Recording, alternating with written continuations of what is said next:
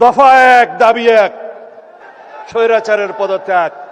আমি, আমার নেতা জনাব তারেক রহমান, দুজনেই আমরা নির্বাসিত ছিলাম। আল্লাহর কি মহিমা, যদি আমরা নির্বাসিত না থাকতাম হয়তো এই জুলাইয়ের মতো একটা অভ্যুত্থান সফলভাবে সমাপ্ত করা সম্ভব হতো না। এটাই হচ্ছে পর্দার অন্তরালের কথা। কোনোদিন আমরা ঘুমাইনি। 24টা ঘন্টা কোঅর্ডিনেশন করে আমাদের নেতা কর্মীদেরকে বিভিন্নভাবে আমরা অর্গানাইজ করে এই জুলাই যোদ্ধাদের সম্মুখে রেখে অরাজনৈতিক পরিচয়ে এই আন্দোলনের একটা পর্যায় পর্যন্ত আমরা নিয়ে এসেছি। 3 তারিখ 4 তারিখে আমরা যখন নৈতিক সমর্থন প্রদান করি, তারপরের থেকে বিশ্ববিদ্যালয়ের শিক্ষকদের একটা আন্দোলন ছিল, সেখানে সমর্থন দিয়ে তারপরের থেকে যেদিন আমরা 16ই জুলাই পর্যন্ত পৌঁছালাম, সেদিন আমার নেতা বলেছেন দফা এক, দাবি এক, স্বৈরাচারের পদত্যাগ। অন্য কোনোভাবে এই সমস্যার সমাধান হবে না।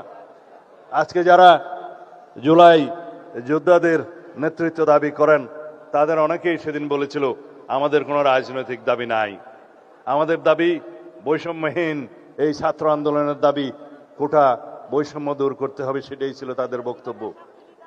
আমরা ধীরে ধীরে আমরা জানি স্বৈরাচারকে গদিতে রেখে বৈষম্যহীনতার বাংলাদেশ প্রতিষ্ঠা করা যাবে না। তাদেরকে আমরা বোঝাতে সক্ষম হয়েছি, কিন্তু তাদের সেই সাহস ছিল না।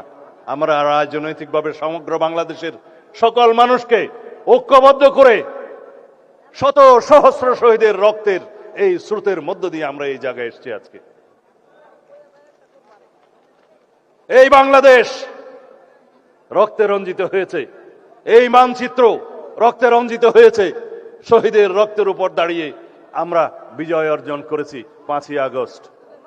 সেখানে রাজনৈতিক পরিচয়ে যদি বিভাজন করি, তাহলে সর্ববৃহৎ অংশটি থাকবে জাতীয়তাবাদী ছাত্র দলের, যুব দলের, বিএনপির অঙ্গ সংগঠন।